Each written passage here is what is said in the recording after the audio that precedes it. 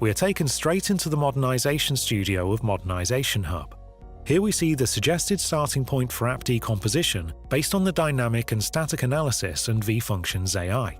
Each bubble represents a service or domain, pretty much replacing manual event storming by automatically finding the optimal service boundaries. The colors represent class exclusivity of the services. The dotted lines show calls between services, and the solid lines show the resources interdependencies.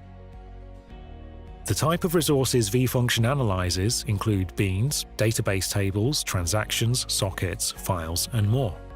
There are many parameters and information here that help the architect make the right decision in the decomposition of the app. The architect can drill into specific services, browse their call trees, familiarize himself with their code and functionality, and even change their entry points and more. What is important to take away is that the studio allows the architect to refine the services and arrive at the desired microservices architecture, while constantly seeing the impact of each design decision on the application complexity and viability of the services. The architect can merge services, split services, refine the boundaries of services, assign classes to a common library, remove dead code, and more. As an example, let's merge these two services: the diner's payment service and the payment service. The system recalculates the dependencies, creates the right entry points, and, as can be seen, the service exclusivity went to 100%, meaning many of the dependencies were resolved. Here is an example of a very complex banking application of 18,000 classes, where vFunction identified the highest debt classes that require some manual refactoring.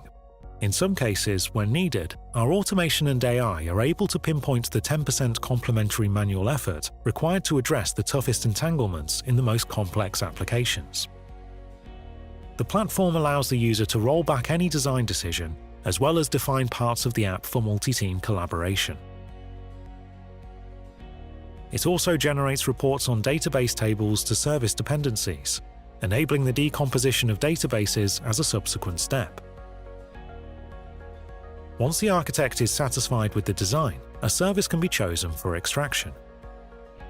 The architect sets the config parameters, and the system generates a service specification file that is based on all the design that happened on the platform.